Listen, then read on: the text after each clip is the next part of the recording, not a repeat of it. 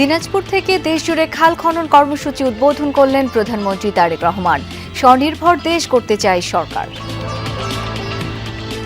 আমাদের রাজনীতি হচ্ছে কি করে মানুষের কর্মসংস্থানের ব্যবস্থা করব, সেটি কৃষিতে হোক সেটি শিল্পে হোক, সেই ব্যবস্থা গড়ে তোলা। খুলনার দৌলতপুরে যুবদল নেতাকে গুলি করে হত্যা করেছে দুর্বৃত্তরা। প্রকাশ্যে খুনের ঘটনায় এলাকায় আতঙ্ক। তিনজন আইসে একটা লাল মোটরসাইকেলে, কি মোটরসাইকেল তা জানি না, পরে দেখলাম যে রক্ত মুক্ত পড়ে গেছে, গুলি মুলি পড়ে গেছে, 3টি গুলি করছে। আর বসমাটা মার্কিট করে যাই হোক, আমার কলিজা তো ঠাট্টা হবে না, আমি তো আমার শূন্য স্থানে পূরণ হবে না। ঈদ করতে কর্মস্থল থেকে বাড়ি ফিরছে মানুষ। যান চলাচলে শৃঙ্খলা রাখতে মহাসড়কগুলোতে পুলিশের বাড়তি তৎপরতা।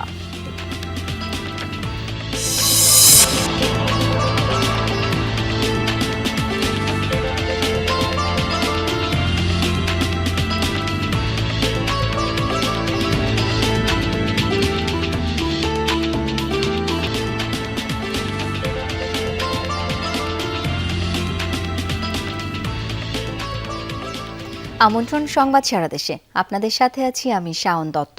এতক্ষণ শিরোনামগুলো দেখছিলেন। আগামী 2 বছরের মধ্যে দেশের জনগণের আয় দ্বিগুণ করা সরকারের লক্ষ্য বলে জানিয়েছেন প্রধানমন্ত্রী তারেক রহমান। বলেন, দেশের জনগণ পাশে থাকলে যে কোনো পরিকল্পনাই বাস্তবায়ন সম্ভব। দিনাজপুরে খাল খনন কর্মসূচির উদ্বোধনের পর এসব কথা বলেন প্রধানমন্ত্রী। জানান, মধ্যপ্রাচ্যে যুদ্ধ পরিস্থিতির কারণে অর্থনীতির উপর চাপ পড়লেও নির্বাচনী প্রতিশ্রুতি বাস্তবায়ন শুরু করেছে সরকার। আল আমিন তালুকদারের ক্যামেরায় দিনাজপুর থেকে জানাচ্ছেন সাইফুদ্দিন রবিন। যেন ভালোর পথ ধরে আলোর দিকে চলা। বাবা প্রয়াত রাষ্ট্রপতি জিয়াউর রহমানের মতো কাদা মাটির কাছাকাছি প্রধানমন্ত্রী তারেক রহমান। 21 বছর পর নানাবাড়ি দিনাজপুরে এসেই পায়ে হেঁটে ছুটলেন গ্রামের পথে। প্রধানমন্ত্রী নিজেই তুলে নিলেন কোদাল। বলরামপুরের 12.2 কিলোমিটার দীর্ঘ সাহাপাড়া খাল খননের মধ্য দিয়ে উদ্বোধন করলেন দেশব্যাপী নদী, নালা, খাল, জলাধার খনন ও পুনঃখনন কর্মসূচি। তারেক যে আসলে খাল খনন হলে আমরা এলে অল্প পানিতে ডুবে যাইত, হয়তো আর ডুববে না, এই জন্য আমরা এখানে আসছি। এখানে খাল খনন করলে মাছ চাষ করা যাবে, হাঁস পালন করা যাবে। বন্যার কারণে আমাদের ধানগুলো নষ্ট হয়ে যায়। এই নদীটা খনন হলে পানিটা সারাম বাইর হয়ে যাবে, আমাদের ষোলনা আবাদ হবে। এই আমন নদী খনন হলে আবাদ পানি ভালো হবে, দেশের উন্নয়ন হবে, আমাদের গ্রাম এলাকার উন্নয়ন হবে। দুপারে অপেক্ষমান জনগণের কাছে খালের বহুমুখী ব্যবহার তুলে ধরেন প্রধানমন্ত্রী। বলেন, শুধু খাল না, বহু নদীও ভরাট ও দখল হয়ে গেছে। তুলে ধরেন 5 বছরে 20,000 কিলোমিটার খাল খননের পরিকল্পনার কথা। একই সাথে ভূগর্ভস্থ পানির বদলে মাটির উপরের পানি ব্যবহারে গুরুত্ব আরোপ করেন। খাল খননের মাধ্যমে উজানের সময়, বর্ষার সময় যে অতিরিক্ত পানিটা, সেই পানিটা আমরা ধরে রাখবো, যাতে শুষ্ক মৌসুমেই হোক, বর্ষা মৌসুমেই হোক, আমরা আমাদের কৃষক ভাইদেরকে পানি সরবরাহ করতে পারি, যাতে আমরা আমাদের কৃষির উৎপাদন বাড়াতে পারি। প্রধানমন্ত্রী তারেক রহমান বলেন, স্বনির্ভর বাংলাদেশ গড়তে চায় তাঁর সরকার। 2 বছরে জনগণের আয় দ্বিগুণ করাই লক্ষ্য। জনগণ পাশে থাকলে যে কোনো পরিকল্পনা বাস্তবায়ন সম্ভব বলেও বিশ্বাস করেন সরকার প্রধান। নির্বাচনের সময় যেমন আপনারা আমাদেরকে সমর্থন দিয়েছেন, এখনো কিন্তু আপনাদের সমর্থন ছাড়া কিন্তু আমরা এই কাজগুলো করতে পারবো না।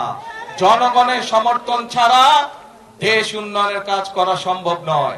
জনগণ সমর্থন দিলে, কারণ আমরা বিশ্বাস করি জনগণই হচ্ছে আমাদের সকল ক্ষমতার উৎস। দেশের মালিক হচ্ছেন আপনারা, কাজে মালিক যদি সাথে থাকে তাহলে আমরা যে কোনো কাজ ইনশাআল্লাহ করে তুলতে পারবো, যে কোনো পরিকল্পনাকে সফল করতে পারবো। যে কাজ করলে মানুষের উপকার হয়, বিএনপি সরকার সেই কাজ করতে চায় বলেও মন্তব্য করেন প্রধানমন্ত্রী। কেউ কেউ বিভ্রান্তি ও বিশৃঙ্খলা সৃষ্টি করতে চায় বলেও শঙ্কা প্রকাশ করেন। বিভিন্ন রকম কথাবার্তা বলে কারা দেশে বিশৃঙ্খলা তৈরি করতে চায়, তাদের বিরুদ্ধে আমাদেরকে সজাগ থাকতে হবে। পারবেন? কে পারবেন? খেয়াল রাখতে হবে। অনেকে আছে মিষ্টি মিষ্টি কথা বলে কিন্তু বিভ্রান্ত করতে চায়, কিন্তু আমাদের রাজনীতি হচ্ছে কৃষকের উপকার করা। আমাদের রাজনীতি হচ্ছে মা বোনদেরকে স্বাবলম্বী করে তোলা। দিনাজপুরে কৃষি নির্ভর শিল্প গড়ে তোলা সহ স্থানীয় নানা সমস্যা সমাধানের প্রতিশ্রুতিও দেন প্রধানমন্ত্রী তারেক রহমান। যে পথ ধরে হাঁটছি এটি কোনো ফসলি ক্ষেত নয়। দেখে মনে হতে পারে কোনো কৃষি জমির উপর দিয়ে হাঁটছি, অথবা উঁচু নিচু কাঁচা মাটির কোনো সড়ক ধরে। অথচ এটি একটি খাল ছিল, কিন্তু দীর্ঘদিনের অবহেলায় পলি জমাট হতে হতে এবং খাল দখল হতে হতে এখন এক বিস্তীর্ণ সড়কেই পরিণত হয়েছে। বিএনপি সরকার ক্ষমতায় আসার পর তার নির্বাচনী প্রতিশ্রুতি অনুযায়ী দেশ জুড়ে খাল খনন কর্মসূচি হাতে নিয়েছে, যার মধ্য দিয়ে নারী পুরুষ শ্রমজীবী মানুষের যেমন কর্মসংস্থান সৃষ্টি হবে, ঠিক তেমনি পানির স্বাভাবিক প্রবাহ নিশ্চিত হবে, যার মধ্য দিয়ে জলাবদ্ধতা নিরসন কিংবা বন্যা নিয়ন্ত্রণের পাশাপাশি কৃষি উৎপাদনে এক নতুন সম্ভাবনা সৃষ্টি হবে।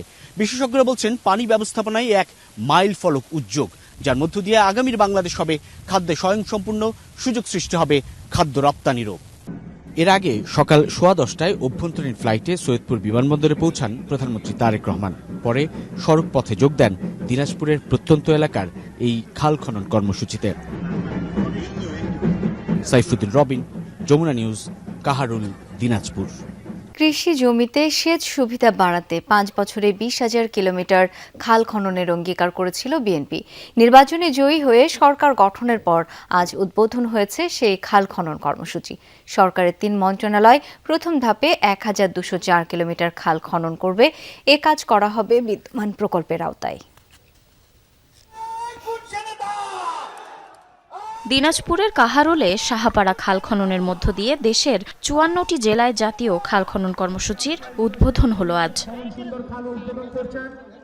এরই অংশ হিসেবে চট্টগ্রামের মিরসরাইয়ে বামনসুন্দর এলাকায় কর্মসূচির উদ্বোধন করেন অর্থমন্ত্রী আমির খসরু মাহমুদ চৌধুরী। বলেন, সরকার এই প্রকল্প বাস্তবায়নে স্বচ্ছতার সাথে কাজ করছে। দখলদাররা যতই শক্তিশালী হোক তাদের ছাড় দেওয়া হবে না বলেও হুঁশিয়ারি দেন তিনি। আগামী 6 মাসের মধ্যে 1200 কিলোমিটার আমাদেরকে সম্পন্ন করতে হবে। ক্রমান্বয়ে আমরা 20,000 কিলোমিটার ইনশাল্লাহ খাল খনন সম্পাদন করতে পারবো। বরিশালে স্বনির্ভর খাল পুনর্খনন কাজের উদ্বোধন করেন তথ্য ও সম্প্রচার মন্ত্রী জহির উদ্দিন স্বপন। তিনি বলেন, শুধু খনন নয়, খালে পানির প্রবাহ নিশ্চিত করে কৃষকের জমিতে ব্যবহারের উপযোগী করতে হবে। আমাদেরকে জনগণের কাছে দায়বদ্ধ, জনগণের কাছে জবাবদিহিতা করতে হবে। অতএব আমাদের কোনো প্রতিনিধি জনগণের আক্রোশের মধ্যে যেন না পড়ে। নওগাঁয় ভূমিমন্ত্রী মিজানুর রহমান মিনু বলেন, খাল খনন কর্মসূচি বাস্তবায়নের ফলে বর্ষা মৌসুমে জলাবদ্ধতায় আর ফসল নষ্ট হবে না।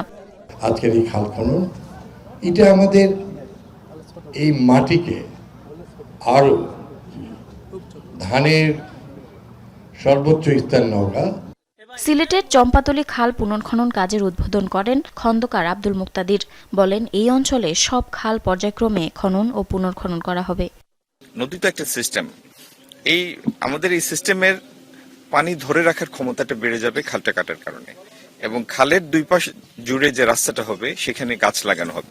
কৃষি ব্যবস্থার উন্নয়ন, জলাবদ্ধতা নিরসন ও গ্রামীণ অর্থনীতি উন্নয়নের লক্ষ্যে মৌলভীবাজারের খাটাগাং খাল খনন কর্মসূচি উদ্বোধন করেন শ্রম ও কর্মসংস্থান মন্ত্রী আরিফুল হক চৌধুরী। আমাদের চাষাবাদ এবং আমাদের সেচের ব্যবস্থা হবে, তাতে আমাদের 2 গুণ 3 গুণ ফসল হবে। মানিকগঞ্জের দৌলতপুর উপজেলায় তালুক হাপানিয়া খাল খনন কর্মসূচিটির উদ্বোধন করেন বেসামরিক বিমান ও পর্যটন মন্ত্রী আফরোজা খানম রীতা। কৃষিকাজের উন্নয়নের জন্য, মানুষের ভাগ্য পরিবর্তনের জন্যই আমাদের নেতা জনাব তারেক রহমান, শহীদ রাষ্ট্রপতি জিয়া রহমানের আলোকেই আবার সেই খাল খননের কর্মসূচি হাতে নিয়েছেন।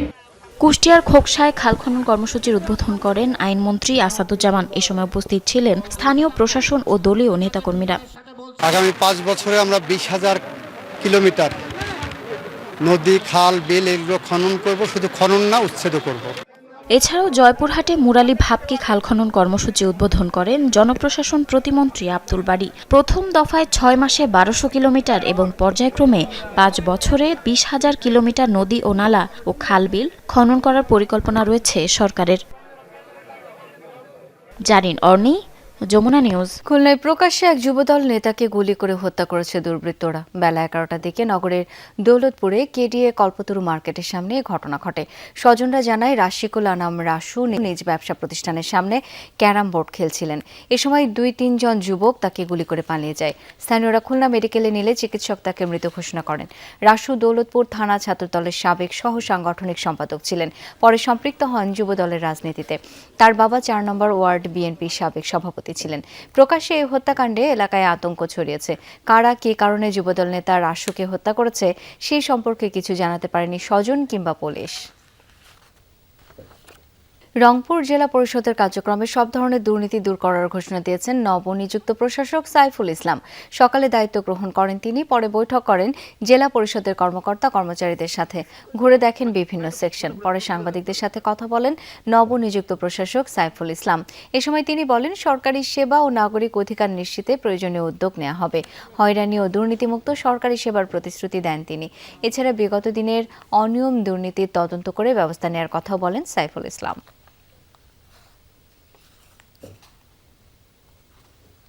প্রিয় নেতা তারেক রহমানের যে উত্তর অঞ্চল নিয়ে যে স্বপ্ন, কর্মসংস্থান, তিস্তা মেগা প্রকল্প, রংপুরের অবকাঠামো উন্নয়ন, রাস্তাঘাট, ব্রিজ, কালভার্ট, কয়লা খনি উত্তোলন, এই অঞ্চল মানুষের সেবার জায়গায় মানুষ জানি আমাদের পিছিয়ে পড়া জনগোষ্ঠীর জানি এখানে মলিন মুখে রংপুর থেকে ফেরত না যায়, সেই মানুষগুলোর মুখে হাসি ফোটানোর প্রত্যয় আমাদের মূল উদ্দেশ্য।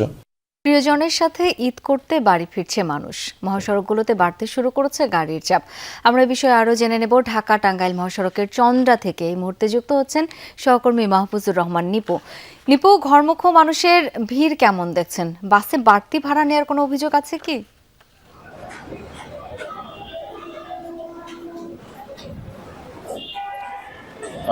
শাওন, আসলে আজকে আমরা দুপুরের পর থেকে দেখেছি যে ঢাকা টাঙ্গাইল মহাসড়ক, নবীনগর চন্দ্রা মহাসড়ক, ঢাকার যে মহাসড়ক, এই তিনটি মহাসড়কে কিন্তু হুট করে দুপুরের পর থেকে যাত্রীদের বেশ চাপ লক্ষ্য করা গেছে। যতই বেলা যাচ্ছে ততই কিন্তু যানবাহনের চাপ কিন্তু বৃদ্ধি পাচ্ছে। এই মুহূর্তে যদি আপনাকে দেখতে চাই চন্দ্রার অবস্থা, সেটি হচ্ছে যে আপনি যারা গাজীপুর হয়ে উত্তরবঙ্গে প্রবেশ করবেন কিংবা বাইপাস হয়ে যারা উত্তরবঙ্গে প্রবেশ করবেন, সব ক্ষেত্রে কিন্তু দুটি লেনই কিন্তু যানবাহনের দীর্ঘ সারি রয়েছে। তবে ঘন্টার পর ঘন্টা বসে থাকা এমনটি কিন্তু এখন পর্যন্ত হয়নি। আর যেটি জানতে চেয়েছেন যে এখন পর্যন্ত কোনো বাড়তি ভাড়া নেওয়ার যে অভিযোগ সেটি উঠেছে কিনা, না, আমরা ঘুরেছি এবং প্রতিটি স্ট্যান্ডের যাত্রীদের সঙ্গে কথা বলেছি। তারা কিন্তু এখন পর্যন্ত আমাদেরকে বাড়তি ভাড়ার যে একটি অভিযোগ থাকে সবসময়, এখন পর্যন্ত তেমন কোনো অভিযোগ কিন্তু আমরা পাইনি। তবে আমরা দেখেছি যে আইন শৃঙ্খলা রক্ষাকারী বাহিনী তারা কিন্তু বেশ তৎপর রয়েছে। আমরা বিভিন্ন পয়েন্টে দেখেছি যানবাহনের দীর্ঘ সারি না হয় সেক্ষেত্রে কিন্তু তারা কাজ করছেন। হাইওয়ে পুলিশ, থানা পুলিশ, ইভেন্ট আমরা দেখেছি স্বেচ্ছাসেবী অনেক সংগঠন কিন্তু দেখেছি মহাসড়কে তারা যানজট নিরসনে কাজ করছে। কিন্তু যারা উত্তরবঙ্গে যাবেন তাদের জন্য সবসময় কিন্তু চন্দ্রা একটি ভিত্তি কাজ করে যে এই চন্দ্রা দিয়ে প্রতিনিয়তই যানজটের শিকার হতে হয়। তবে এখানকার কন্ট্রোল রুম, যে ট্রাফিক কন্ট্রোল রুম, সেটা বলছে যে আসলে যানবাহনের চাপ এই পয়েন্টটিতে থাকবেন। তবে অন্যান্য বছর যে দীর্ঘ সময় অপেক্ষা করতে হয়, ঘন্টার পর ঘন্টা বসে থাকতে হয়, তারা চেষ্টা করছেন যে যাতে এই বছর এটি এড়িয়ে চলা যায়। তো এখনকার বেশ কিছু এখন যানবাহনের চাপ থাকলেও যে স্বস্তি, সেটি কিন্তু আমরা লক্ষ্য করেছি। তবে আজকে সন্ধ্যার পর থেকে কিন্তু আমরা দেখেছি যে আমরা ধারণা করছি যানবাহনের দীর্ঘ সারি কিন্তু আরো বাড়বে।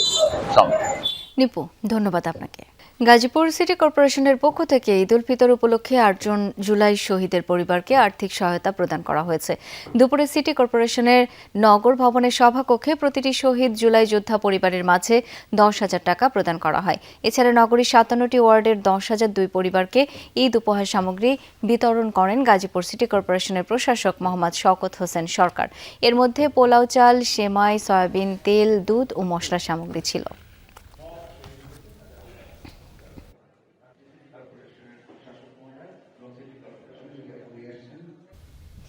দর্শক, এই ছিল সংবাদ সারা দেশের আয়োজনে।